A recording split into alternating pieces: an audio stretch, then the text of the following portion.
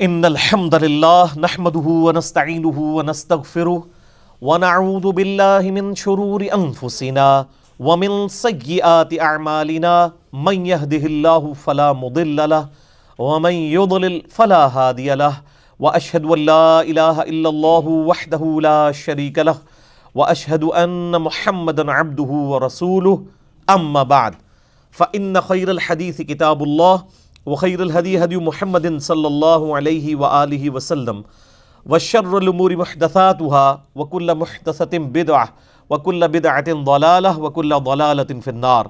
اعوذ باللہ السمیع العلیم من الشیطان الرجیم من ہمزہ ونفخہ ونفثہ، بسم اللہ الرحمن الرحیم۔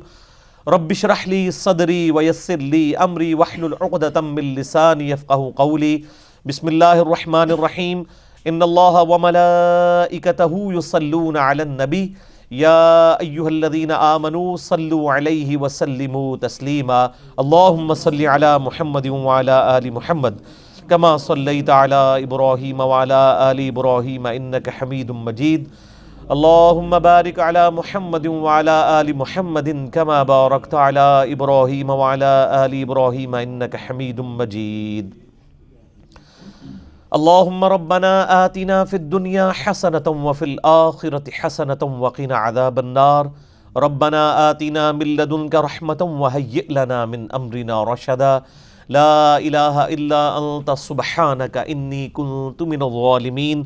حسبنا اللہ ونعم الوکیل ولا حول ولا قوة الا باللہ العلی العظیم۔ یا حی یا قیوم برحمتک استغیث۔ الحمدللہ آج 9 دسمبر 2018 کو سنڈے کے دن قرآن کلاس نمبر 305 میں ہم انشاءاللہ تعالی سورۃ الحجرات کا ترجمہ اور مختصر تشریح جو ہے وہ کور کریں گے انشاءاللہ تعالی۔ قرآن پاک ہاتھ میں رکھیں جی، جو قرآن ہاتھ میں نہیں رکھے گا نا اس کو شیطان نیند دلائے گا۔ قرآن کھول کے آپ کے ہاتھ میں ہونا چاہیے، ان کو بھی قرآن پاک دیں۔ کوئی بغیر قرآن کے نہیں بیٹھے گا، کیونکہ یہاں مطلب کوئی انجوائے کرنے تو نہیں ہے نا، قرآن کا ترجمہ ہو رہا ہے تو اس کی تلاوت آپ کے سامنے ہونی چاہیے۔ کسی کے پاس موبائل ہے وہ موبائل کھول کے رکھے، جس کے پاس قرآن ہے قرآن کھول کے سامنے رکھے، لیکن سامنے ہونا چاہیے، جو میں عربی پڑھ رہا ہوں آپ کے سامنے ہو۔ میرے بھائیو، سورۃ الحجرات بھی مدنی سورت ہے اور یہ قرآن حکیم کی چند جامع ترین صورتوں میں سے ہے۔ آپ دیکھ لیں کہ اس کی کل آیات صرف 18 ہیں، لیکن ان 18 آیات کے اندر بے شمار مضامین کور کر دیے گئے ہیں۔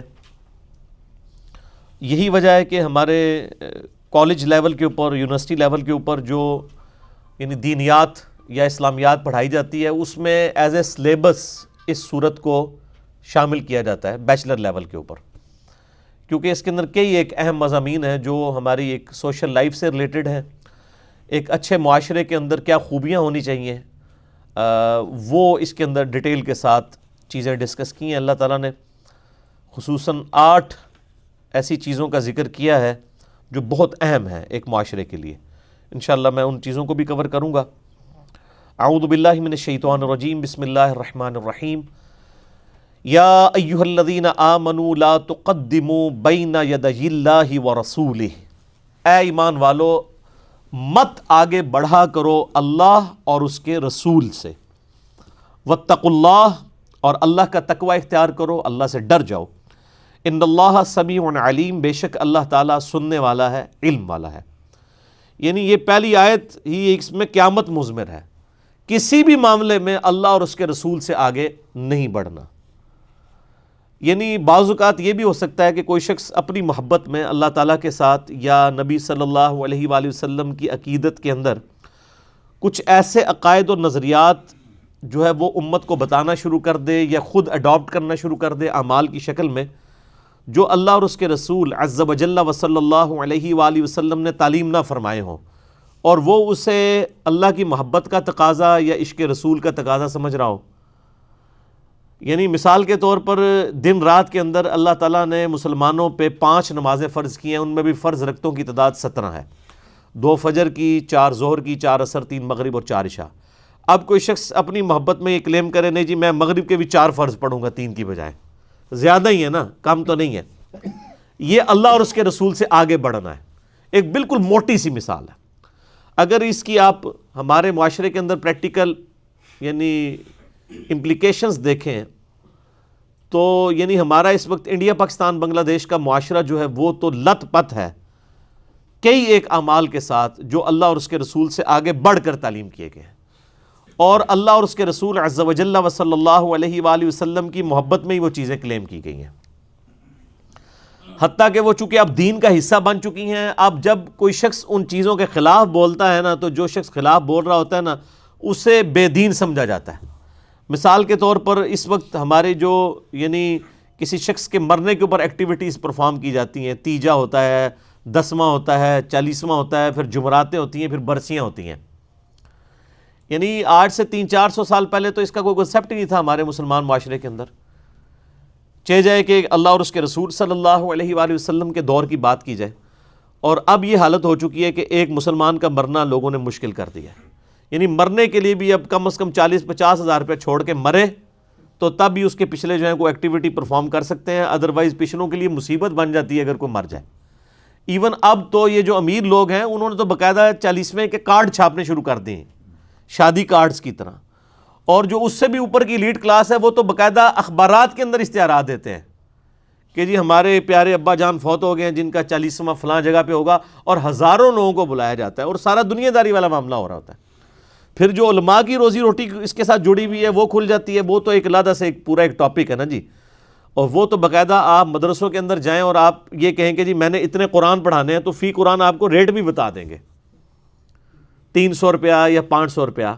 اور پھر باقاعدہ جب وہ دعا کروائی جا رہی ہوتی ہے اس میں بتایا جا رہا ہوتا ہے جی اتنے قرآن پڑھائے گئے، اتنی لاکھ دفعہ آیت کریمہ پڑھا گیا، اتنی دفعہ سورہ اخلاص شریف پڑھی گئی، اور پھر بیچ میں کوئی ایک آدھ پرچی بھی آتی ہے، اے بھی جناب میرا بھی شامل کر لو، میں بھی اتنا پڑھا.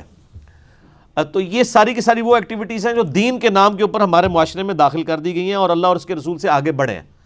نبی صلی اللہ علیہ وآلہ وسلم کی اپنی مبارک زندگی میں آپ نے اپنی 3 بیٹیاں جو ہے نا جی خود اپنے ہاتھوں سے دفنائی ہیں، جو یعنی شادی شدہ آپ کی بچیاں فوت ہوئی ہیں. سیدہ رقیہ، سیدہ ام کلثوم اور سیدہ زینب رضی اللہ عنہن اجمعین. کسی کا آپ نے 40واں نہیں کیا، کسی کا تیجا نہیں کیا، کسی کا 10واں نہیں کیا، کسی کی جمعراتیں نہیں کی ہیں. تو اب یہ ایکٹیویٹیز جب امت کے اندر داخل ہو گئی ہیں، اب جو شخص ان کے خلاف بولتا ہے نا تو وہ اس کے پاس لیم ایکسکیوز پتہ کیا ہوتا ہے؟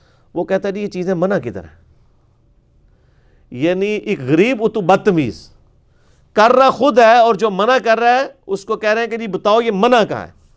بھائی دین کے معاملے میں یہ نہیں دیکھنا ہوتا کہ یہ چیز منع کیا ہے، کہاں پہ ہے. دین میں صرف یہ دیکھنا ہوتا ہے یہ چیز نبی علیہ السلام نے تعلیم فرمائی ہے یا نہیں. دنیاوی معاملات میں آپ نے دیکھنا ہے منع تو نہیں ہے. مثلا مسجد کے اندر ایئر کنڈیشن لگانا، اس کے لیے اب دین سے کوئی دلیل کی ضرورت نہیں ہوگی، اس کی ممانعت کوئی نہیں آئی. قالین بچھانے کی ممانعت کوئی نہیں آئی ہے. اسی طریقے سے مسجد میں پنکھے لگانا یا اسی طریقے سے لائٹنگ کے لیے یہ اہتمام کرنا، ان ساری چیزوں کی کوئی ممانعت نہیں آئی ہے. یہ دنیاوی اعتبار سے ریکوائرمنٹ ہے اور نہ یہ دین کا حصہ ہے. کوئی شخص نماز پڑھتے ہوئے یہ تو نیت نہیں کرتا نا یعنی اوپر اس قالین کے اور نیچے اس پنکھے کے، منہ طرف خانہ کعبہ شریف، جو دماغ میں نیت کوئی بھی حاضر کر رہا ہوتا ہے بندہ. تو یہ دین کا حصہ تو نہیں ہوتا، یہ دین کو سپورٹیو چیز ہے. آج اگر کوئی شخص حج پہ جاتا ہے ہوائی جہاز میں بیٹھ کے تو وہ کوئی دین نہیں بن گیا، وہ دین کو سپورٹیو چیز ہے ہوائی جہاز میں بیٹھنا. آپ ہوائی جہاز میں جائیں، پیدل جائیں، بائی روڈ جائیں، حج ہو جائے گا. حج کی ایکٹیویٹیز میں اگر آپ کوئی چیز ایسی داخل کر دیں گے، جیسے وہ پیر صاحب فوت ہو گئے ہیں ہمارے پاکستان کے تھے، ان کی باقاعدہ یوٹیوب پر ویڈیو رکھی ہوئی ہے کہ ایک بندے نے آ کے کہا جی مجھے طواف کی دعائیں نہیں آتی، تو میں نے اس کو بتایا کہ جی ہر طواف کے چکر میں وہابیوں کو گالیاں نکالا کرو. یعنی گالیاں انہوں نے تعلیم کی. تو حالانکہ طواف کی بھی دعائیں کوئی نہیں ہیں، طواف کی ایک ہی دعا ہے جو ہر بچے کو آتی ہے، ربنا آتینا فی الدنیا حسنہ وفی الآخرۃ حسنۃ وقنا عذاب النار.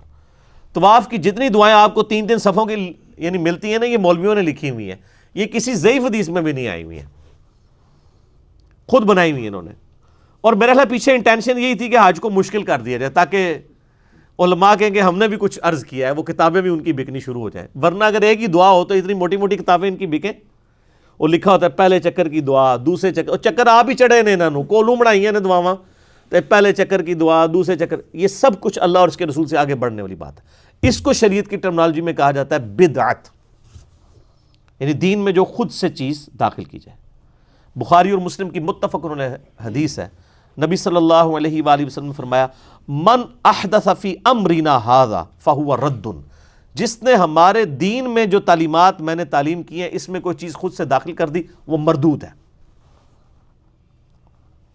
اس کے لیے یہ نہیں دیکھا جائے گا منع کہاں کیا ہے۔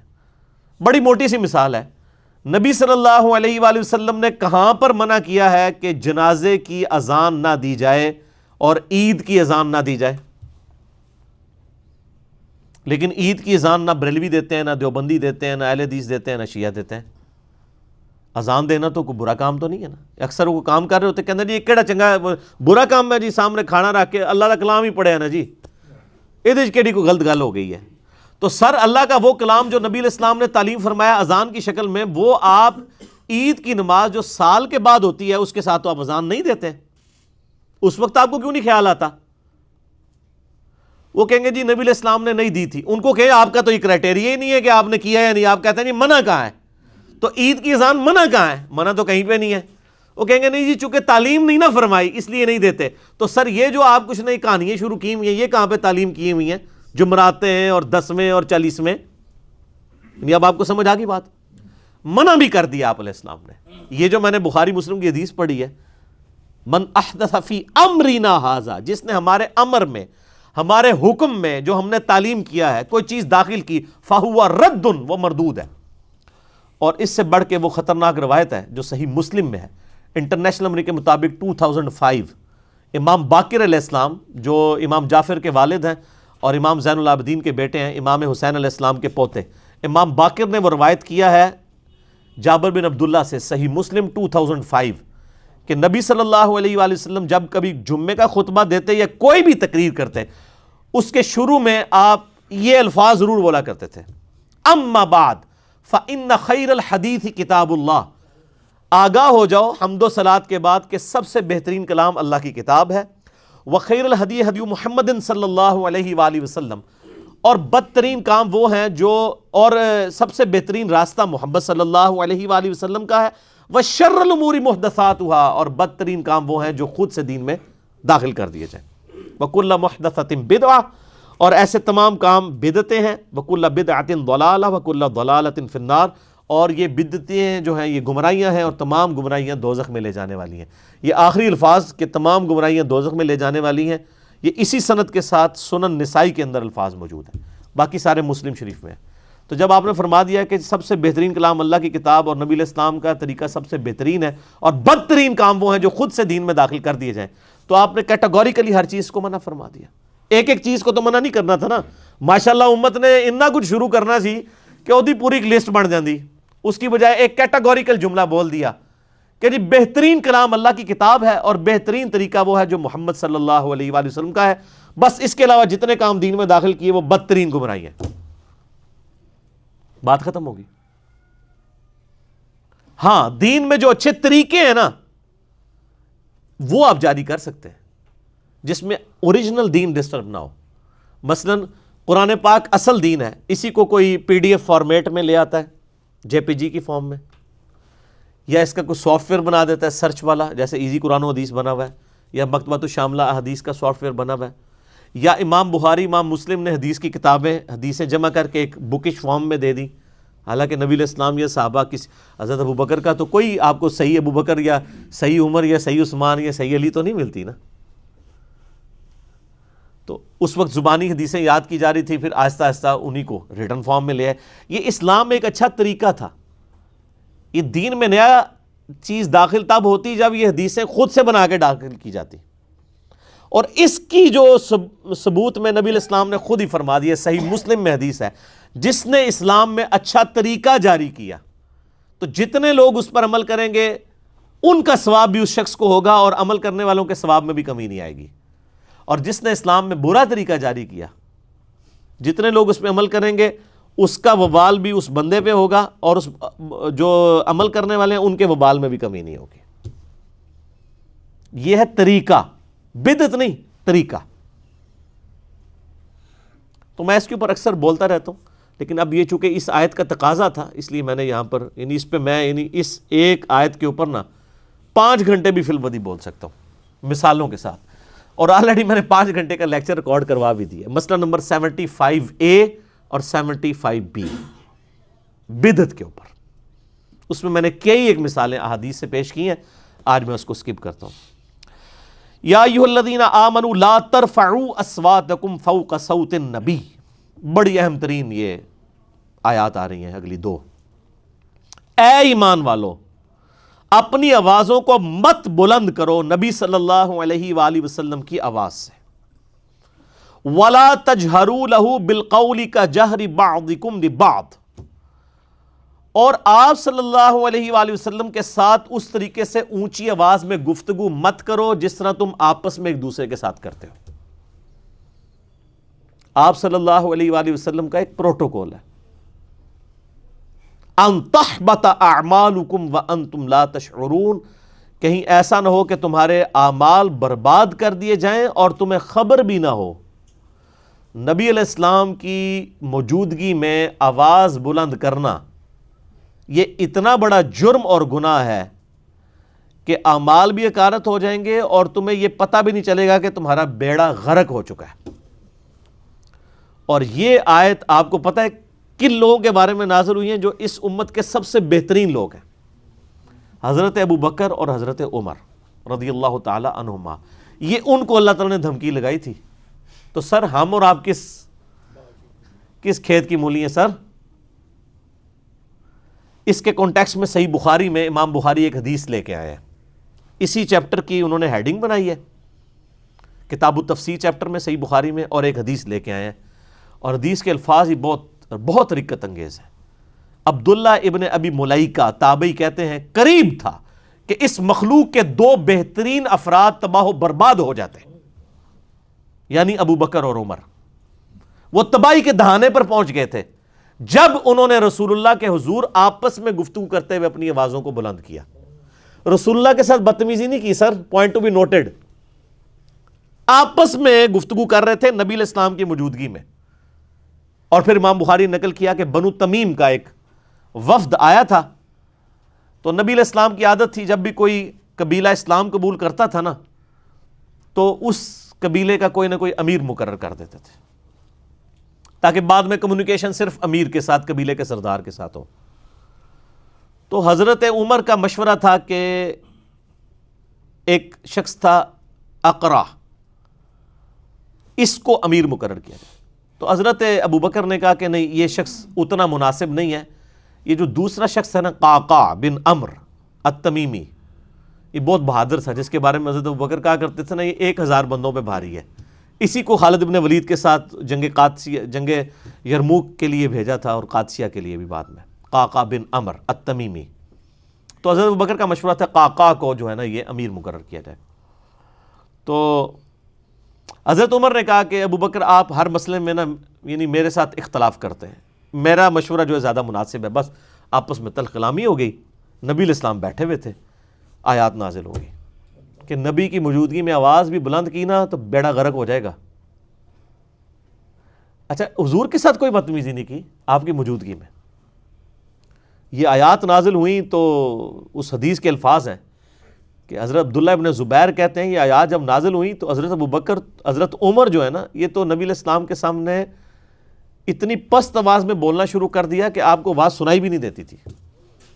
سرگوشی میں بات کرنی شروع کر دی. ڈر گئے سر، ایمان والے ڈر جاتے ہیں نا. حضور کے ساتھ جب بات کرتے تھے تو سرگوشی میں. اور حضور صلی اللہ علیہ وسلم کہتے تھے اونچا بولو مجھے سمجھ نہیں آ رہی. یہ بخاری کے الفاظ ہیں. اتنا ڈر گئے. تو اگر نبی علیہ السلام کی موجودگی میں آواز بلند کرنے سے ابو بکر اور عمر کے اعمال برباد ہو جائیں تو نبی علیہ السلام جس بات کا حکم فرما دے اس حکم کی کوئی مخالفت کر دے، اس کا بیڑا غرق نہیں ہوگا. آج ہم کسی کو بتائیں کہ بخاری اور مسلم میں نماز کا طریقہ یہ لکھا ہے کہ نبی علیہ السلام رکوع میں جاتے وقت، رکوع سے اٹھتے وقت رفع الیدین کرتے تھے، اور تم بھی اسی طریقے کے اوپر نماز پڑھو. اور وہ کہ جی میرے بابا جی یہ کہتے ہیں، میرے عالم صاحب یہ کہتے ہیں، میرے ابا جی تینج پڑھ دینے. تو اس کے اعمال بچ جائیں گے. اگر نبی علیہ السلام کی موجودگی میں آپس میں گفتگو میں آواز بلند کرنا تباہ و برباد کر دے گا اعمال کو، اور نبی علیہ السلام جس بات کا حکم دے رہے ہیں اس سے مخالفت کرنا اس سے 1 کروڑ گنا بڑا جرم ہے. ایک چیز آپ نے حکم فرما دی، اس سے مخالفت کرنا دین میں یعنی جتنی بھی چیزیں وہ اس سے بڑا جرم ہے. اس کے اندر امپلائیڈ ہے یہ چیز. یہ نہ سمجھیں کہ یہ حضرت ابوبکر عمر کے لیے اور آج جناب ہماری تو خیر ہے جو مرضی کرتے رہیں، ہم نے کون سا حضور کے پاس جا کے بیٹھنا ہے کہ ہماری آواز بلند ہوگی. اسی آیت کے تحت تمام محدثین اور مفسرین لکھتے آئے ہیں کہ نبی علیہ السلام کی وفات کے بعد بھی قبر رسول کے اوپر آواز بلند کرنا اسی طریقے سے گستاخی ہے جس طرح کہ اس زمانے میں نبی علیہ السلام کی موجودگی میں. حتیٰ کہ صحیح بخاری میں موجود ہے حضرت عمر ایک دفعہ رضی اللہ تعالیٰ عنہ مسجد نبوی میں، یعنی آپ نے 2 بندوں کی گفتگو اونچی آواز سے سنی. آپ نے بلایا کدھر کے رہنے والے؟ وہ کہنے لگے ہم طائف سے ہیں.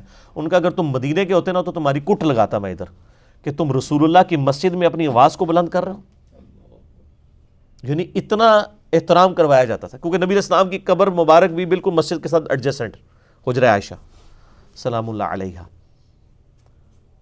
اسی لیے تمام مفسرین ایون ابن کثیر کو اٹھا کے دیکھیں، اسی آیت کے تحت انہوں نے لکھا ہے کہ یہ نہ سمجھے کوئی کہ نبی علیہ السلام جب تک دنیا میں موجود ہے، نہیں، آج بھی قبر رسول پہ کوئی شخص اپنی آواز بلند نہیں کر سکتا. اور آپ کو حیران کن بات بتاؤں، یہ سورۃ الحجرات کی آیات روضہ شریف کے اوپر آج بھی لکھی ہوئی ہیں. سر یہی 2 آیات، آیت نمبر 2 اور 3 یہ لکھی ہوئی ہیں روضہ شریف کے اوپر، ایگزیکٹ جالیوں کے اوپر. جب حضرت ابوبکر عمر نے نبی علیہ السلام کے بارے میں اتنی احتیاط شروع کر دی نا، تو پھر اگلی آیات بھی نازل ہو گئی. ان الذین یغضون اصواتهم عند رسول اللہ، بے شک وہ لوگ جو اپنی آوازوں کو دھیما رکھتے ہیں رسول اللہ کی بارگاہ میں. اولئک الذین امتحن اللہ قلوبهم للتقوی، یہی وہ لوگ ہیں جن کے دلوں کو اللہ نے پرہیزگاری کے لیے چن لیا ہے. یعنی پرہیزگاری کا کرائٹیریا ہے تعظیم رسول صلی اللہ علیہ وآلہ وسلم.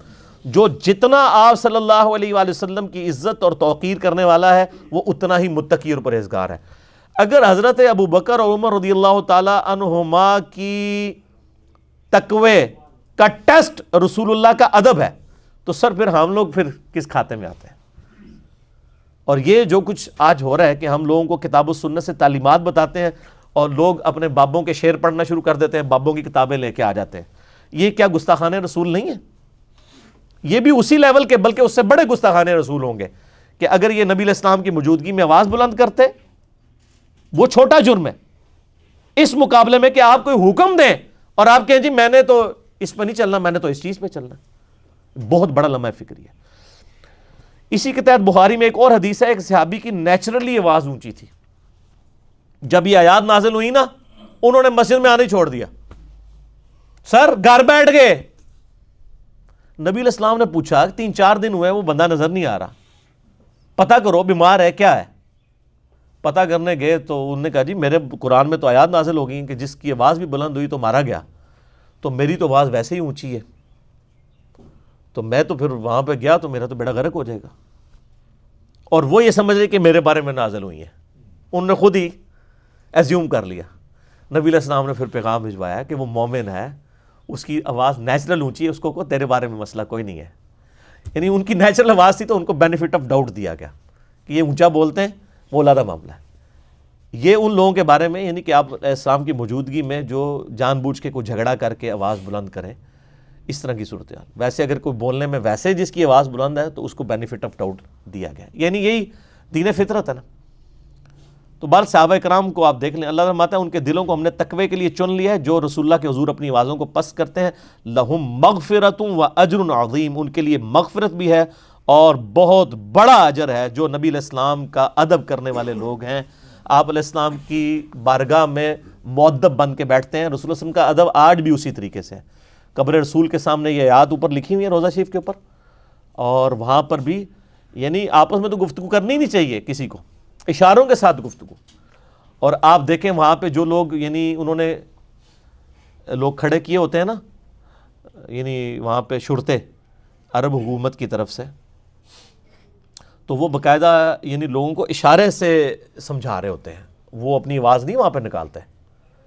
ٹھیک ہے. اور ہمارے ماشاءاللہ پاکستانی اسلام عرض کرنے کے لیے جاتے ہیں نا تو پھر جالیوں کے سامنے کھڑے ہی ہو جاتے ہیں. وہ یہ بھول جاتے ہیں کہ پیچھے ہزاروں لوگ ہیں جو باب السلام سے داخل ہو کے باب البقیع سے انہوں نے باہر نکلنا ہے.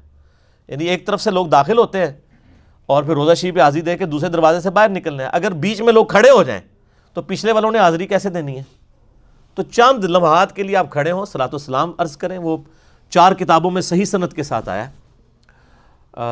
المصنف ابن ابی شیبہ میں اور الموطا امام مالک میں، سنن الکبریٰ البیہقی میں اور فضل الصلاۃ علی النبی میں، اور مصنف ابن ابی شیبہ کا نمبر بھی مجھے یاد ہے 11793 کہ عبداللہ بن عمر جب بھی قبر رسول پہ حاضر ہوتے، جب کبھی بھی سفر کا ارادہ کرتے یا واپس آتے تو پہلے مسجد نبوی میں 2 نفل پڑھتے، پھر روضہ شریف پہ آ کے عرض کرتے السلام علیکہ یا رسول اللہ، پھر السلام علیکہ یا ابا بکر، یعنی ساتھ ابو بکر کی قبر کے اوپر رضی اللہ تعالیٰ عنہما، اور پھر سیدنا عمر کی قبر کے اوپر السلام علیکہ یا عمر، اور بعض روایتوں میں آتا ہے السلام علیکہ یا ابتا، میرے باپ آپ پر سلام ہو.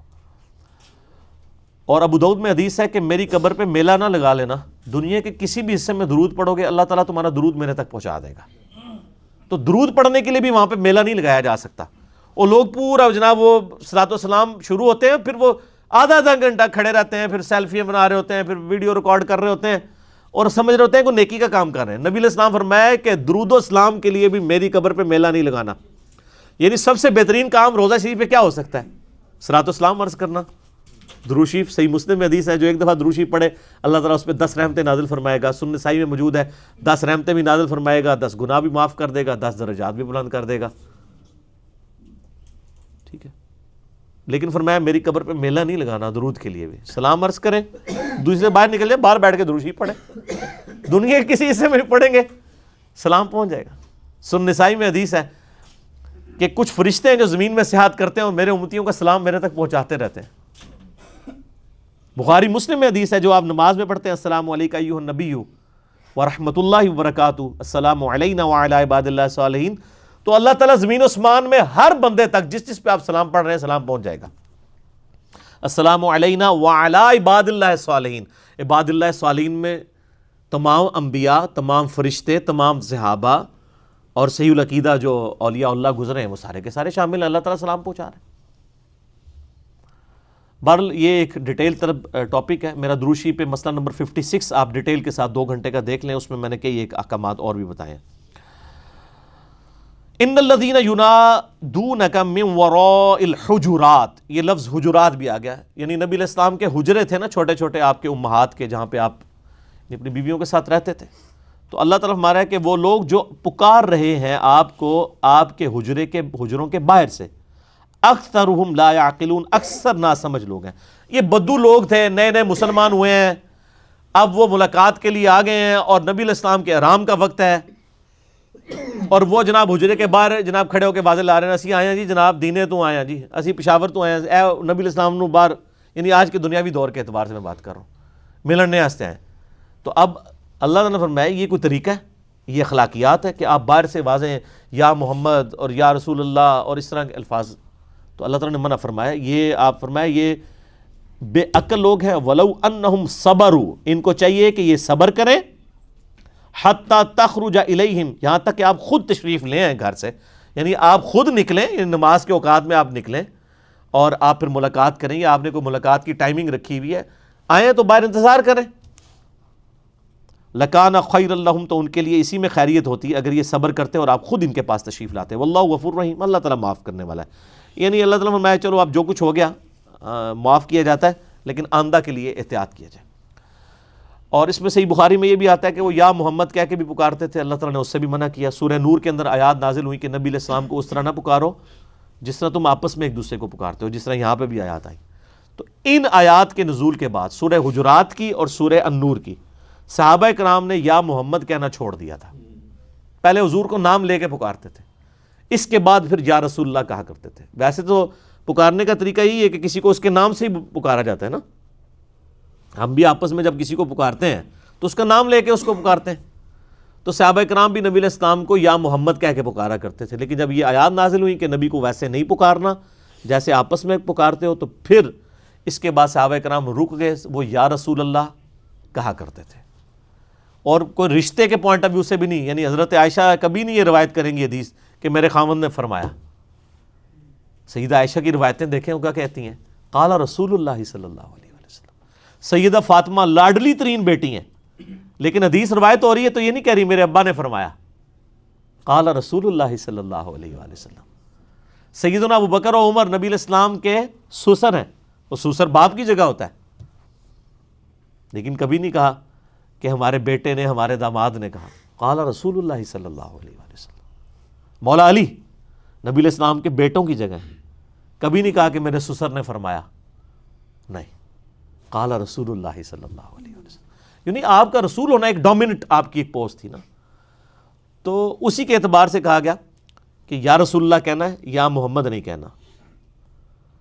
ایک میرا یوٹیوب پہ کلپ ہے, لاکھوں لوگوں نے دیکھا ہے, یا رسول اللہ سے متعلق صحیح عقیدہ. اس میں نے پھر بتایا کہ یا محمد نہیں کہنا, یا رسول اللہ آج بھی ہم کہتے ہیں, نماز میں بھی کہتے ہیں, السلام علیکہ ایھا النبی, اے نبی آپ پہ سلام ہو, یا نبی اللہ ہی ہے. عربی میں ایھا النبی کہہ دیں یا نبی کہہ دیں, ایک ہی بات ہے. ہاں پیچھے کوئی حاضر و ناظر کا عقیدہ نہ ہو, مشکل کشائی والا عقیدہ نہ ہو, تو یوٹیوب پہ میرا کلپ ہے یا رسول اللہ سے متعلق صحیح عقیدہ کیا ہے. اس میں نے کئی ایک اختلافی موضوعات کور کیے ہیں, اور میں آپ کو حیران کن بات بتاؤں, آپ یا رسول اللہ پہ عقیدہ لکھیں نا, تو یا رسول اللہ کے جو نعرے لگاتے ہیں نا, ان کا کلپ اتنے لوگوں نے نہیں دیکھا ہوا جتنا میرا وہ کلپ دیکھا ہوا ہے. حالانکہ ہمارے پیچھے تو کوئی فرقہ نہیں کھڑا ہوا, لیکن وہ بات کی سچائی ہے. آپ سنیں گے ہر اعتبار سے آپ کو انشاءاللہ عقیدہ کلیئر ہو جائے گا انشاءاللہ. یہ تو نبی علیہ السلام کے ساتھ اسپیسیفکلی اس معاشرے میں نبی علیہ السلام کے ساتھ کیسے بیہیو کرنا ہے, یہ وہ بات آ گئی. اب کچھ معاشرتی احکامات آ رہے ہیں, 8 معاشرتی احکامات آ رہے ہیں جو آج کے دور میں بھی اسی طریقے سے ویلڈ ہیں. کسی بھی ایک صحت مند معاشرے کے لیے کن چیزوں کی ضرورت ہے, اس میں سے 2 بہت top of the list important ہیں, اور باقی 6 جو ہیں وہ چھوٹے لیول کے ہیں اس کے مقابلے پہ, لیکن یہ 2 بہت امپورٹنٹ ہیں. پہلا, یا ایھا الذین آمنوا ان جاءکم فاسق بنبأ, اے ایمان والو اگر کوئی فاسق شخص جس کی کریڈیبلٹی نہ ہو وہ کوئی خبر تمہارے پاس لے آئے, فتبینوا, تو تمہارا کام ہے کہ اس کی پہلے تحقیق کرو کہ یہ بات جو کر رہا ہے یہ بات صحیح ہے کہ نہیں. اور یہ آج کل تو بہت ضروری ہے, آئے دن واٹس ایپ کے اوپر جعلی فتوے, جعلی آڈیوز لوگوں کی چڑھ رہی ہوتی ہیں, جی فلاں جگہ سے فتویٰ نکلا ہے, اور وہ فتویٰ تو وہیں سے انہوں نے مطلب وہ اڈوب فوٹوشاپ میں اٹھایا ہوتا ہے, کوئی الفاظ خود لکھ کے, تو نیچے سائن بھی علماء کے اوریجنل ہوتے ہیں. علماء بھی پریشان ہو جاتے ہیں بیچارے کہ ہماری طرف سے یہ کیسے چیزیں نکل گئی ہیں. تو کہا گیا کہ جب تک تحقیق نہ کرو نا, فاسق اگر کوئی شخص خبر لے آئے اس کی خبر کے اوپر اعتماد نہیں کرنا. ان تصیبوا قوما بجہالۃ, کہیں ایسا نہ ہو کہ کسی قوم کو تم جہالت کے اندر, انجانے میں, تمہیں پتہ ہی نہ ہو, تم نے اس کی خبر پر رائے کی ہے, اس کو تم نقصان پہنچا بیٹھو. فتصبحوا علی ما فعلتم نادمین, اور اس کے بعد پھر تم پچھتانے لگو کہ یہ کیا ہو گیا. اس کا ایک خاص شان نزول ہے, مسند احمد میں صحیح سند کے ساتھ موجود ہے, اور تمام محدثین نے اس آیت کے شان نزول میں وہ واقعہ نقل کیا ہے کہ یہ اسپیسیفکلی کس کے بارے میں نازل ہوئی. یہ ولید ابن عقبہ کے بارے میں آیت نازل ہوئی. ولید ابن عقبہ جو ہیں یہ صحابی ہیں, لیکن طلقاء میں سے ہیں, یعنی فتح مکہ پہ جو لوگ معافی مانگ کے مسلمان ہوئے ان میں سے ایک ہے. ان کے جو والد تھے نا, عقبہ ابن ابی معیط, یہ وہی شخص ہے جس کے بارے میں بخاری میں آتا ہے اور مسلم میں بھی کہ نبی علیہ السلام جب سجدے کی حالت میں تھے تو اس نے لا کے اونٹ کی اوجڑی رکھ دی تھی, جس کی وجہ سے حضور صلی اللہ علیہ وسلم کا یعنی سانس لینا بھی دشوار ہو گیا. پھر سیدہ فاطمہ کو بلایا گیا, انہوں نے وہ اوجڑی ہٹائی. یعنی بڑا کٹر دشمن رسول تھا, اور یہ بیٹا بھی دشمن رسول تھا. فتح مکہ پہ آپ نے عام جب معافی کی اور اعلان کیا کہ یا تو اسلام قبول کر لیا جائے, وہ سورہ توبہ کی شروع کی آیات میں آتا ہے کہ 4 مہینے کا ٹائم ہے, یا اسلام قبول کر لو یا پھر جزیرہ نما عرب چھوڑ کے چلے جاؤ, ورنہ قتل کیے جاؤ گے. کیونکہ اللہ کی طرف سے عذاب استحصال آنا تھا نا. میں نے بتایا نا سورہ توبہ کی آیت نمبر 14 ہے کہ اللہ تعالیٰ نے عذاب استحصال اس امت کے کیس میں صحابہ کی تلواروں سے دلوایا. اگلی امتوں پر نبیوں کے انکار پہ عذاب اللہ تعالیٰ خود بھیجتا تھا, کبھی پتھروں کی بارش, کبھی سمندروں میں غرق کر کے. ہمارے نبی کے کیس میں اللہ تعالیٰ نے تلوار مسلط کر دی صحابہ کی, کہ جو لوگ اسلام نہیں لائے, ظاہر 23 سال دعوت تو دی تھی نا, تو اب عذاب تو آنا تھا نا جنہوں نے ایمان نہیں قبول کیا تھا. تو وہ عذاب آیا, وہ سورہ توبہ میں آیا کہ جی 4 مہینے کا ٹائم ہے, قتل کر دیے جاؤ گے, یا تو اسلام قبول کر لو یا پھر عرب کی سرزمین چھوڑ کے چلے جاؤ. پھر کچھ لوگ چلے گئے، زیادہ تر نے تو اسلام قبول کر لیا۔ ان میں ولید بن عقبہ بھی تھا۔ اب ظاہر ہے اس کی تربیت تو اس طرح نہیں ہوئی تھی، یہ طلقاء میں سے تھا، معافی مانگ کے مسلمان ہوئے تھے۔ نبی علیہ السلام نے یعنی صدقات، زکوٰۃ اکٹھی کرنے کے لیے صحابہ کرام کو ایک جگہ بھیجا، تو اس میں ولید بن عقبہ بھی یعنی شامل تھا۔ اس نے آگے خبر دی کہ فلاں قبیلہ جو ہے زکوٰۃ کا منکر ہو گیا۔ اب زکوٰۃ کا انکاری کا مطلب یہ ہے کہ وہ یعنی حکومت وقت سے ٹکرا گئے ہیں، تو نبی علیہ السلام ان کے لیے پھر ان سے قتال کے لیے پوری مہم آپ روانہ کرنے لگے۔ تو اللہ تعالیٰ نے وحی کے ذریعے بتا دیا کہ اس نے جعلی خبر دی ہے، اس نے خود سے ازیوم کر لیا ہے، اس قوم نے تو زکوٰۃ دینے سے انکار کیا ہی نہیں تھا، وہ تو آپ کے جانثار ہیں، آپ کے ساتھی ہیں۔ تو پھر یہ آیت نازل ہوئی کہ اگر یہ فاسق اس قسم کا کوئی بندہ، حالانکہ صحابی تھا لیکن اللہ نے فاسق کہا کیونکہ تربیت نہیں ہوئی تھی نا، فتح مکہ پہ معافی مانگ کے مسلمان ہوئے تھے یہ لوگ، ان کی اس طرح کی تربیت نہیں ہوئی تھی۔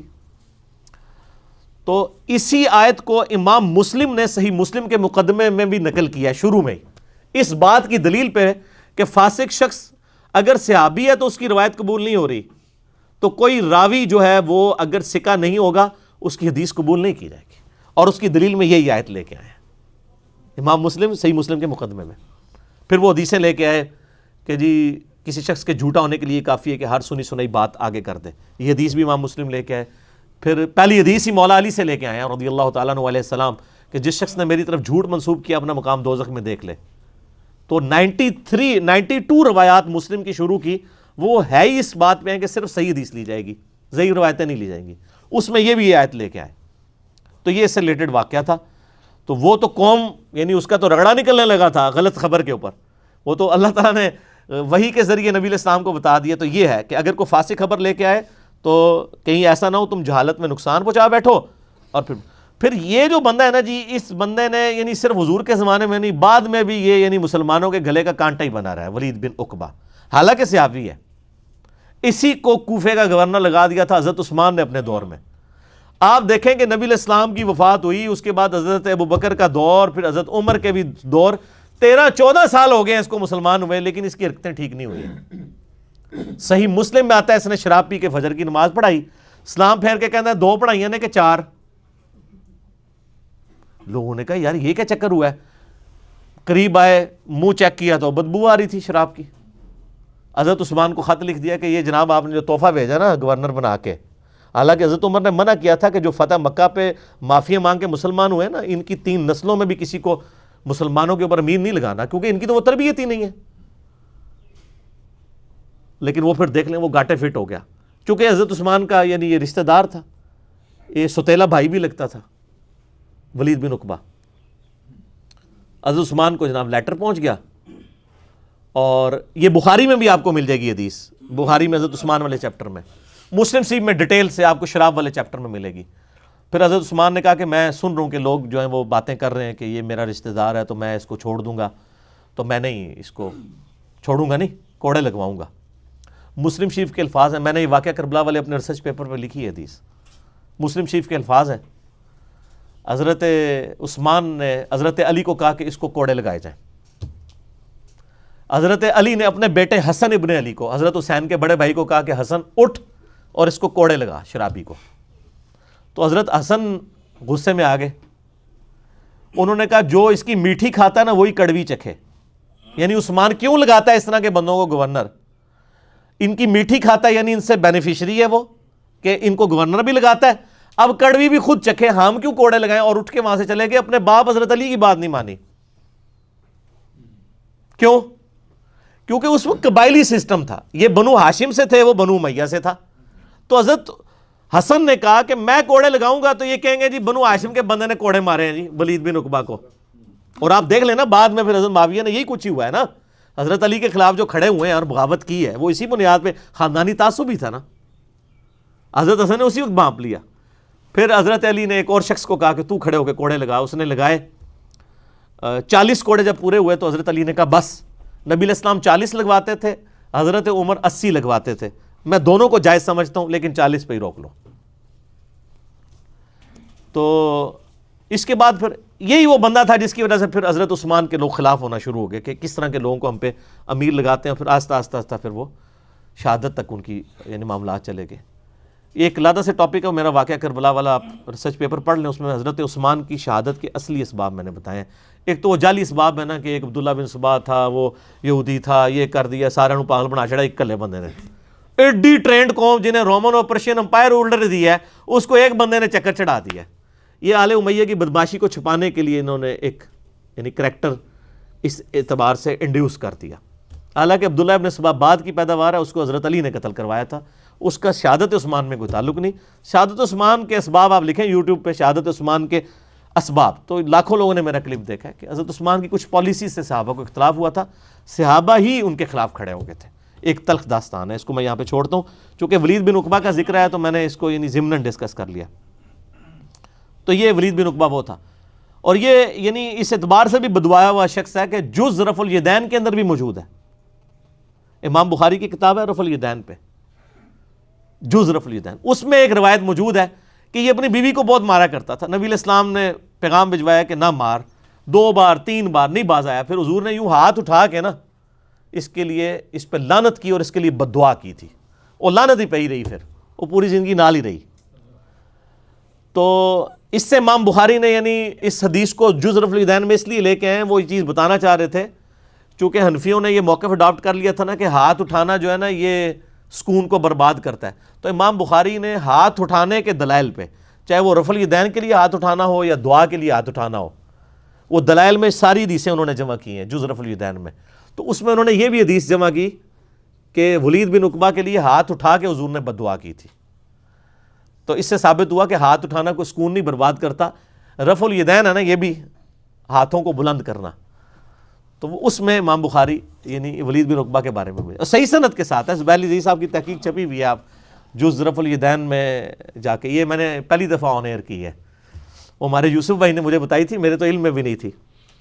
تو یہ بھی آپ ولید بن عقبہ کے اعتبار سے دیکھ لیجئے گا. بال سے آپ بھی ہیں, ہم ان کے لیے دعائیں مغفرت کرتے ہیں, اللہ تعالیٰ ان کی غلطیوں سے درگزر فرمائے.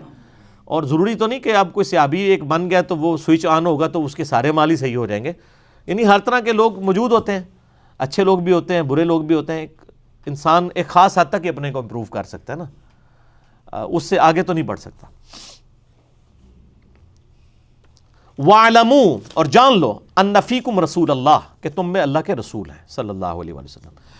یعنی یہ نبی علیہ السلام کو کوئی شخص یہ نہ سمجھے کہ یہ تو میرے ابا جان ہے, کوئی یہ نہ سمجھے یہ تو میرا داماد ہے, کوئی یہ نہ سمجھے کہ یہ تو میرا خاوند ہے تو میں فرینک ہو جاؤں. نہیں, یہ اللہ کے رسول ہیں, ان کو رسول والا پروٹوکول دینا ہے.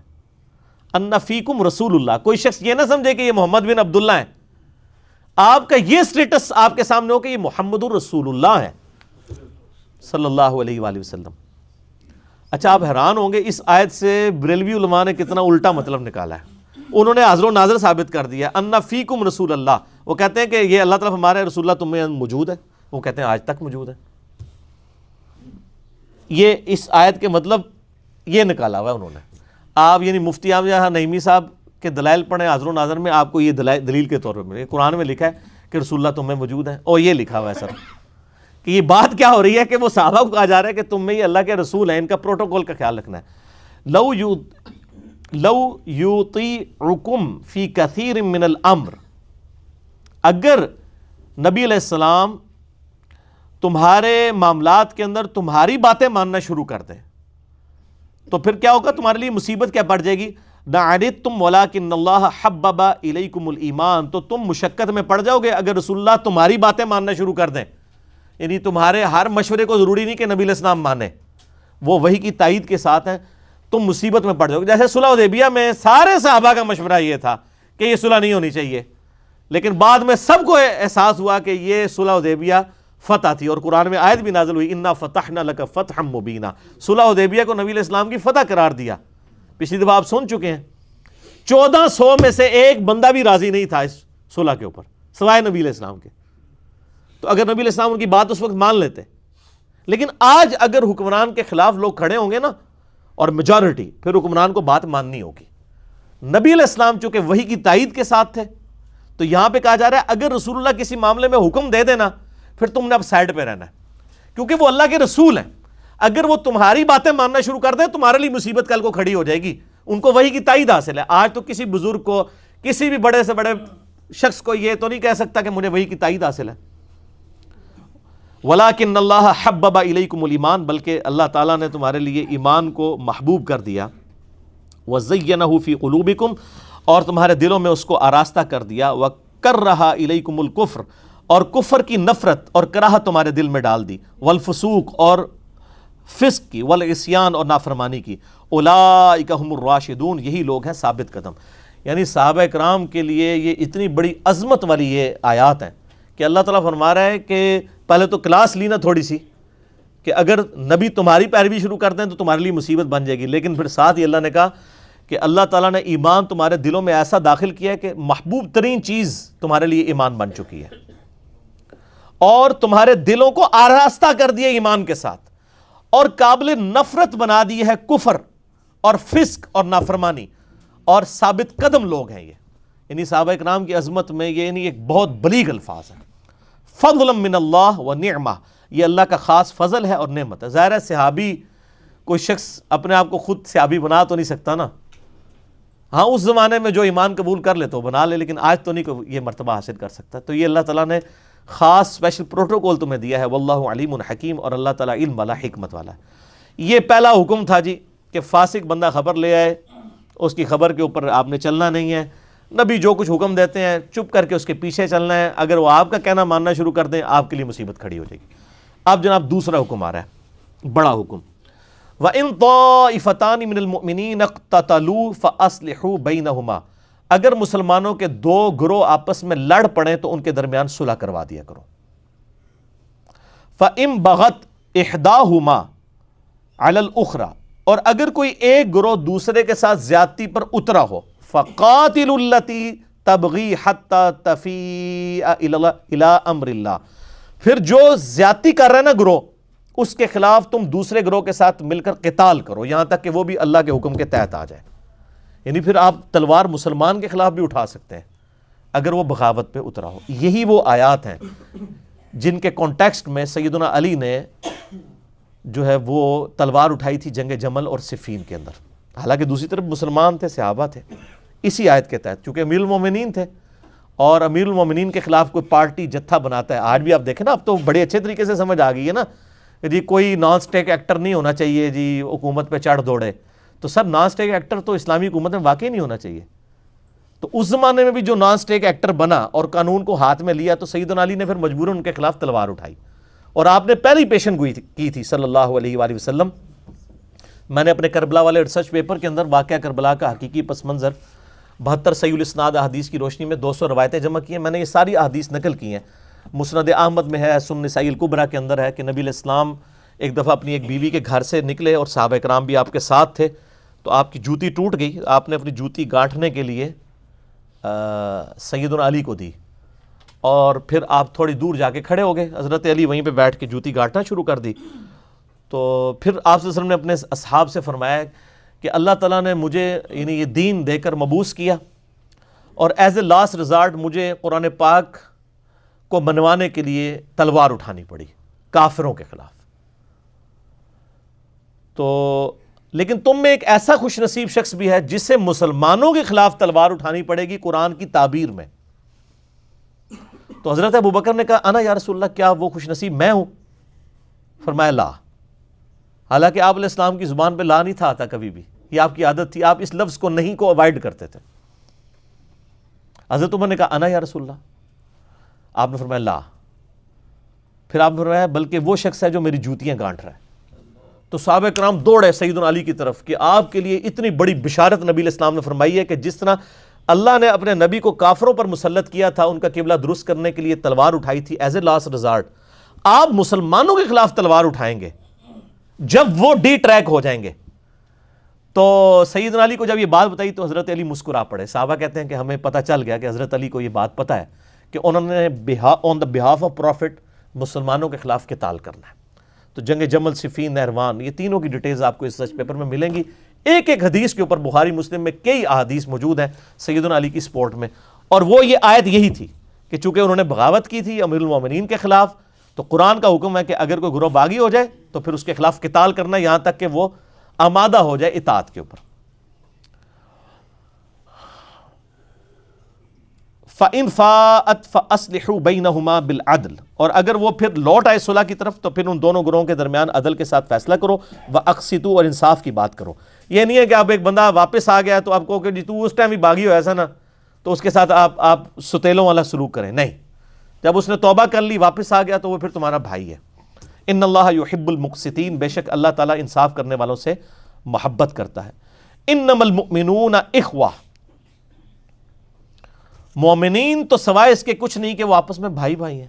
فاصلحوا بین اخویکم، تو صلح کروا دیا کرو اپنے بھائیوں کے درمیان، واتقوا اللہ، اور اللہ کا تقوی اختیار کرو، لعلکم ترحمون، تاکہ وہ تم پر رحم کرے۔ جنگ جمل صفین نہروان کے اوپر میرا ایک لیکچر بھی ہے، مسئلہ نمبر 101، صحیح مسئلہ خلافت و ملوکیت، صحیح مسئلہ خروج اور فکر حسین حق پرستی کی علامت ہے۔ وہ لیکچر بھی دیکھیں، اور یہ ریسرچ پیپر بھی آپ ahlsunnatpak.com سے ریسرچ پیپر والے پورشن سے 5 بھی آپ ڈاؤن لوڈ کر سکتے ہیں۔ اب جناب اگلے جو 6 حکم ہیں وہ چھوٹے چھوٹے ہیں۔ تیسرا حکم، یا ایھا الذین آمنوا لا یسخر قوم من قوم عسى ان یکونوا خیرا منہم، اے ایمان والو کوئی بھی مردوں کی جماعت دوسرے مردوں کی جماعت کا مذاق مت اڑائے، ہو سکتا ہے وہ ان سے زیادہ بہتر ہو۔ ولا نساء من نساء عسى ان یکن خیرا منہن، اور نہ عورتیں دوسری عورتوں کا مذاق اڑائیں، ہو سکتا ہے جن کا وہ مذاق اڑا رہی ہیں ان سے بہتر ہوں۔ یعنی یہ دوستی یاری میں بھی بعض اوقات مذاق اڑاتے ہوئے ایسے الفاظ استعمال کر لیے جاتے ہیں کہ بعض اوقات وہ مذاق میں ہی لڑائی بھی شروع ہو جاتی ہے اور دل میں نفرت بھی بیٹھ جاتی ہے۔ تو اس چیز سے منع کیا گیا ہے کہ مذاق اڑانا نہیں، مذاق کرنا اور چیز ہے، مذاق اڑانا اور چیز ہے۔ مزاح تو آپ علیہ السلام بھی کیا کرتے تھے، مشکات میں آپ کو پورا چیپٹر مل جائے گا، لیکن مذاق اڑانا، کسی کی تذلیل کرنا، اس کو ذلیل کرنا، یہ کہا گیا کہ کوئی مرد مردوں کے ساتھ نہ کریں، ہو سکتا ہے آپ جس کی تذلیل کر رہے ہو اللہ کے نزدیک وہ زیادہ تقوی والا ہو۔ صحیح مسلم میں حدیث ہے نا، اللہ تعالیٰ تمہاری شکلوں اور مال کو نہیں دیکھتا، دلوں اور اعمال کو دیکھتا ہے۔ ہم تو شکل مال دیکھ رہے ہوتے ہیں نا، ہو سکتا ہے اللہ کے نزدیک وہ زیادہ عزت والا ہو۔ اور نہ عورتوں میں تو بہت زیادہ یہ بس زبانی کی عادت پائی جاتی ہے۔ اس حوالے سے مشکات کے اندر آپ کو 3 جلد میں نا زبان کی حفاظت کے حوالے سے، اس میں چغل خوری، غیبت اور زبان درازی، یہ ساری اس کو کنڈیم کرنے میں جتنی احادیث ہیں نا بخاری، مسلم اور باقی کتابوں سے، وہ کمبائنڈ فارم میں آپ کو مشکات انسائکلوپیڈیا آف حدیث میں مل جائیں گی۔ چوتھی چیز، وَلَا تَلْمِزُوا أَنفُسَكُمْ، اور ایک دوسرے پر عیب مت لگاؤ۔ یعنی عیب یعنی جھوٹے الزامات لگانا، یہاں پہ جس طرح ہمارے پولیٹیکلی لوگ کر رہے ہوتے ہیں، سوشل میڈیا تو ماشاءاللہ گڑھ بنا ہوا ہے نا اس چیز کا، ایک دوسرے لیڈرز کے اوپر یعنی یہ غدار وطن ہے، یہ جناب وہ جو ہے وہ مرتد ہو گیا ہے، یہ گستاخ ہو گیا ہے، یہ وہ والے عیب مت لگاؤ عیب۔ وَلَا تَنَابَزُوا بِالْأَلْقَابِ، اور برے القاب بھی کسی کو مت دو۔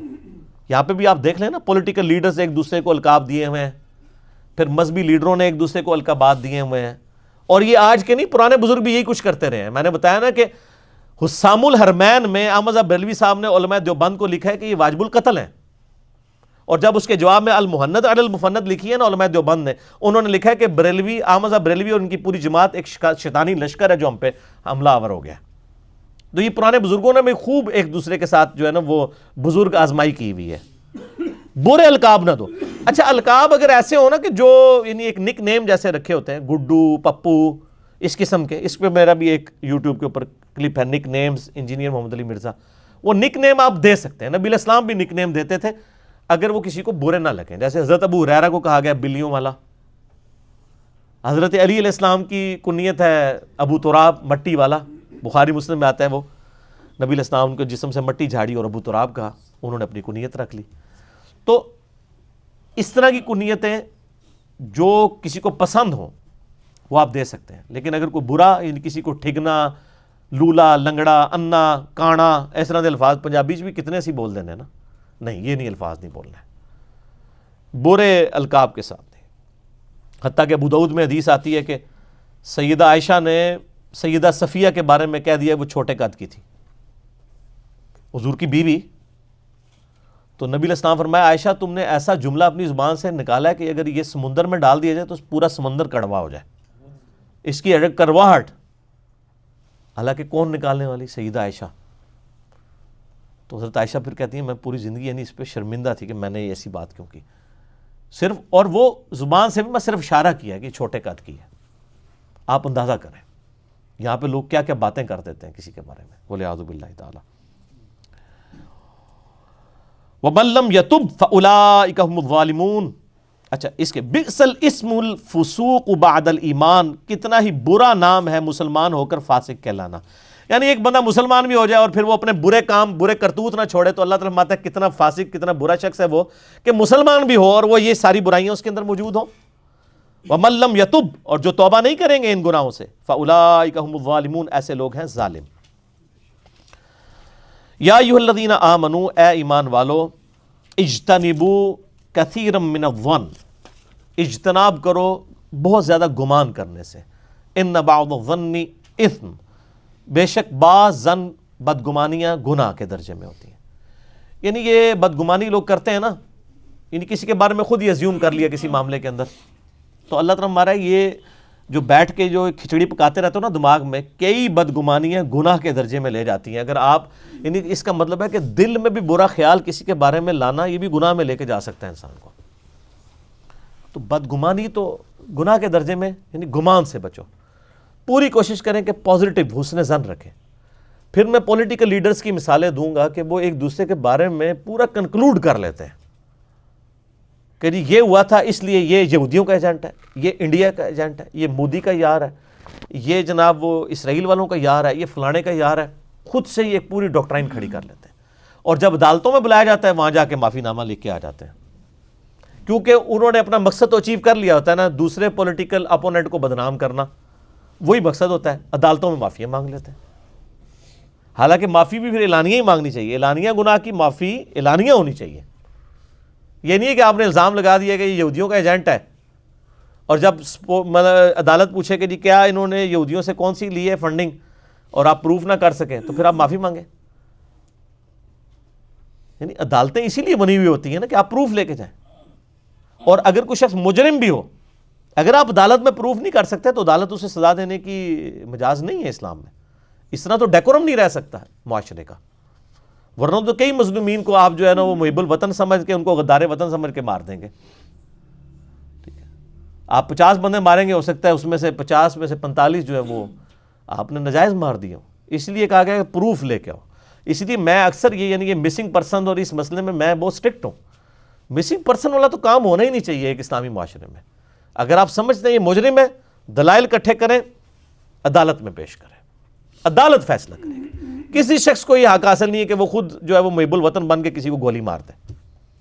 اس طرح تو لوگ اپنی ذاتی دشمنی بھی نبھائیں گے. پھر پاکستان جیسے ملک میں جدھر لوگوں کا دین مان والا معاملہ بھی کوئی نہیں ہے، اور جو بندہ نماز نہیں پڑھتا اس سے آپ یہ ایکسپیکٹ کریں گے وہ کسی کے ساتھ انصاف کر لے گا. یہاں تو لوگ اپنی ذاتی دشمنی بھی نبھاتے ہیں.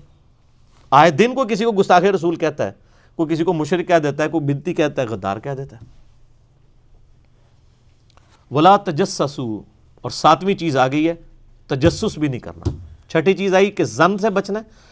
اور ایک تو نا زن بدگمانی، ایک تجسس ہے کہ آپ ٹو میں لگے رہے، پہ کرتا ہے ایک گلاں کر رہے ہیں. تجسس سے بھی منع کر دیا گیا. اس سے بھی بہت زیادہ نیگیٹو رزلٹ نکل آتے ہیں. بہت زیادہ بھی پیچھے نہیں پڑنا چاہیے. جاسوسی کا محکمہ ایک الگ چیز ہے، لیکن جاسوسی جو ہے وہ یہ نہیں ہونی چاہیے کہ ہماری ایجنسیاں اس کام کے اوپر لگی رہیں کہ جی کسی کڑی کدے نال ہے تو کدا منڈا کدے نال لگیا ہے. یہ کام نہیں ہے کہ تاکہ آپ کل کو ان کو پھر بلیک میل کرنا شروع کرتے ہیں اس حوالے سے. یہ جاسوسی اس طرح کی اسلام میں سیکرٹ سروس کی اجازت نہیں ہے. ہاں ملکی مفاد میں آپ کریں، کسی کو بلیک میل کرنے کے لیے نہیں، بلکہ ملکی مفاد کے اندر، نیشن کے مفاد کے اندر کریں. اور 8ویں چیز ولا یغتب، اور غیبت مت کرو. صحیح مسلم میں حدیث ہے، نبی علیہ السلام نے فرمایا کہ جانتے ہو غیبت کیا ہے؟ صحابہ نے کہا اللہ اور اس کا رسول بہتر جانتے ہیں. فرمایا کسی کی غیر موجودگی میں ایسی بات کرنا جو اس کے منہ پہ کی جائے تو وہ برا مان جائے. تو ایک صحابی نے سمجھداری کی، انہوں نے کہا یا رسول اللہ اگر اس میں وہ برائی پائی بھی جاتی ہو پھر تو کر لینی چاہیے نا. آپ فرمایا یہی تو غیبت ہے. برائی پائی بھی جاتی ہو غیر موجودگی میں کرنا یہی تو غیبت ہے، اور اگر نہ پائی جاتی ہو تو بہتان ہے، اس سے بھی بڑھ کر گناہ ہے. کیوں؟ اس لیے کہ اس طرح تو معاشرے کے اندر انارکی پھیل جائے گی. جڑے ہو تو سامنے آگے گل کرو نا سر.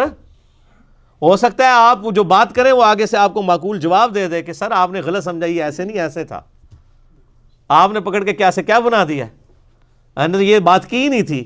یعنی یہ تو میں خود اس وقت ایک پبلک فگر کے طور پہ یعنی یہ میں دیکھ رہا ہوں نا کہ میرے بارے میں ایسی ایسی باتیں چڑھی ہوئی ہیں جو میرے کہیں تحت الشعور میں بھی نہیں ہوتی ہیں، اور وہ میرے دماغ میں ڈال کے تو کلپ بنا دیے جاتے ہیں. میں کہتا ہوں یار وہ میں تو یہ بات کی ہی نہیں تھی، یہ تو مقصد ہی نہیں تھا، نہ یہ اس طرح تھا، یہ کانٹیکسٹ اس طرح نہیں تھا. تو اس لیے سامنے آ کے کہا گیا بات کرو تاکہ وہ اپنا دفاع بھی. اس لیے اس کی مثال کیا دی؟ اللہ نے فرمایا لا یغتب بعضکم بعضا، بعض کی غیبت مت کرو. ایحب احدکم ان یاکل لحم اخی، کیا تم میں سے کوئی پسند کرے گا کہ اپنے مردہ بھائی کا گوشت کھائے، میتن جب کہ وہ مردہ ہو. فکرہتموہ، تو تم تو بڑی کراہت کرو گے. واتقوا اللہ، اللہ سے ڈر جاؤ. ان اللہ تواب الرحیم، اللہ تعالیٰ توبہ قبول کرنے والا، رحم فرمانے والا ہے. یہ مردہ بھائی کے گوشت کھانے سے اسے تشبیہ کیوں دی گئی ہے؟ جیسے ایک مردہ لاش ہے، آپ اس کے جسم کے کسی حصے سے گوشت کا ٹکڑا کاٹ لیں تو کیا اپنا دفاع کر سکتا ہے؟ کوئی زندہ بندہ اپنا جسم کا کوئی حصہ اتارنے دیتا ہے کسی کو؟ کیونکہ وہ اپنا دفاع کر سکتا ہے نا، مردہ بیچارہ دفاع نہیں کر سکتا. تو اس کے ساتھ مثال اس لیے دی گئی کہ گویا جو بندہ آپ کے سامنے موجود نہیں، آپ اس کی برائی بیان کر رہے ہیں، وہ اس مردے کی مانند ہے، وہ دفاع تو کر نہیں سکتا نا. وہ سامنے ہے، اس کے سامنے آپ برائی بیان کریں نا، وہ آپ کو جواب بھی دے گا. یہ اس لیے ریزیمبلنس دی گئی ہے.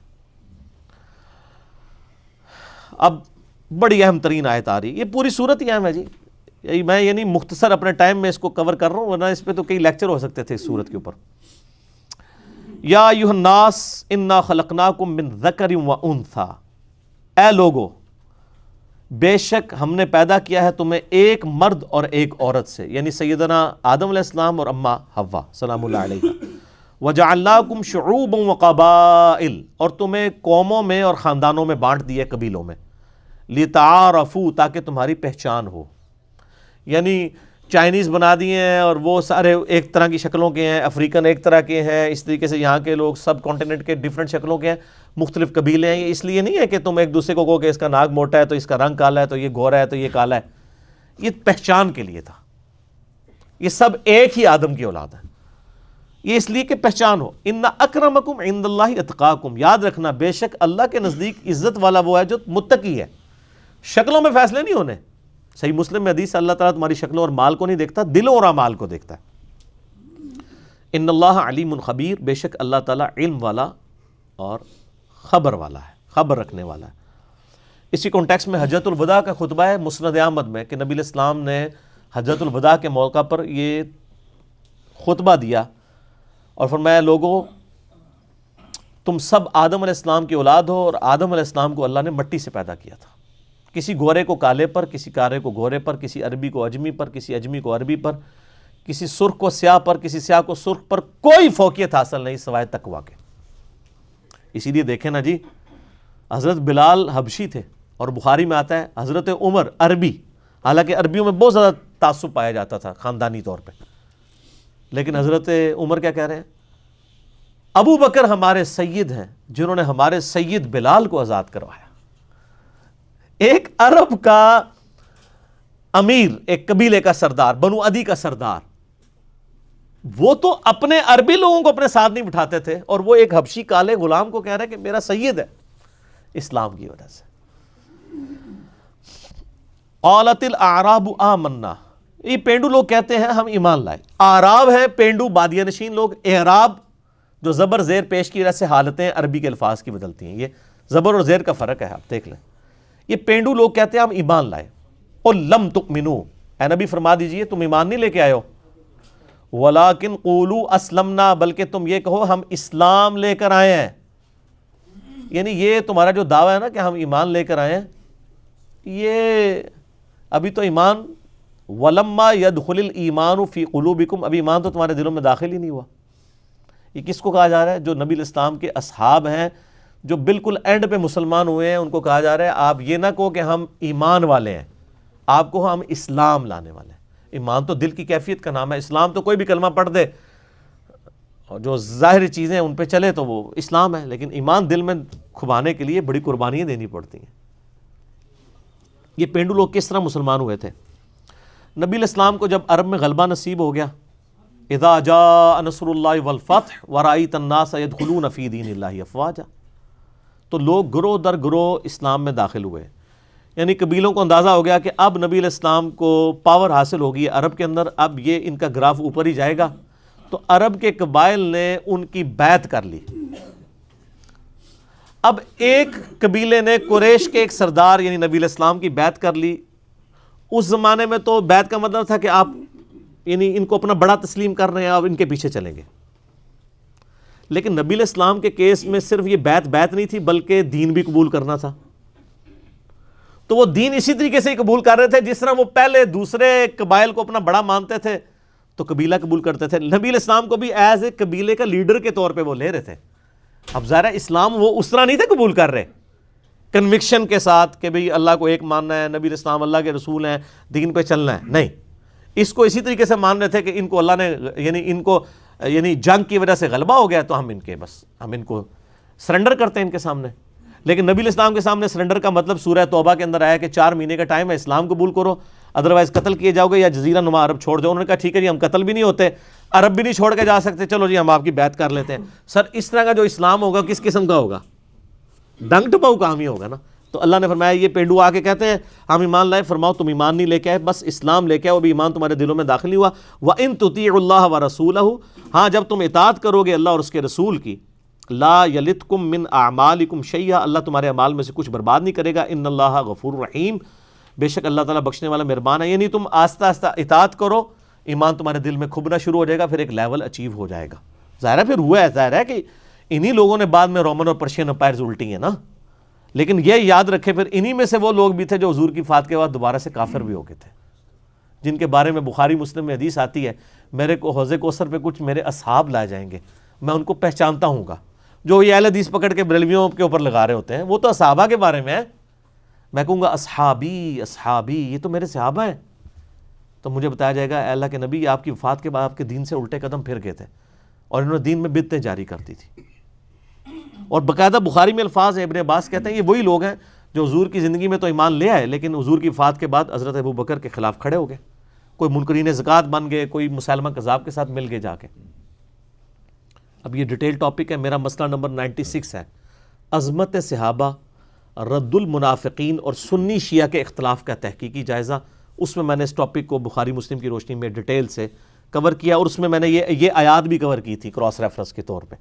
قالت الاعراب آمنا, یہ والی آیات میں نے اس میں کور کی ہوئی ہیں. آج میں تفصیل میں نہیں جاؤں گا. اب اللہ تعالیٰ فرما رہا ہے کہ میں بتاتا ہوں ایمان والے کون ہیں. سر یہ اب ہم نے اپنے آپ کو ٹیسٹ کرنا ہے ان آیات کے اندر. ایک آیت میں اللہ نے بتا دیا ایمان والا کون ہوتا ہے.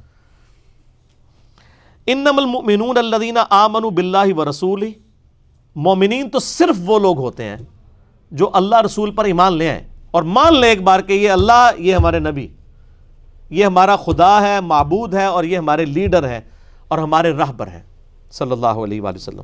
ثم لم یرتابوا, اس کے بعد کبھی شک میں نہ پڑے. وسوسے آنا علیحدہ چیز ہے, وہ تو مسلم شریف میں حدیث ہے کہ اللہ نے میری امت سے دل کے وساوس کو معاف فرما دیا ہے. میرا وسوسوں کے اوپر بھی مسئلہ نمبر 83A اور B دیکھ سکتے ہیں.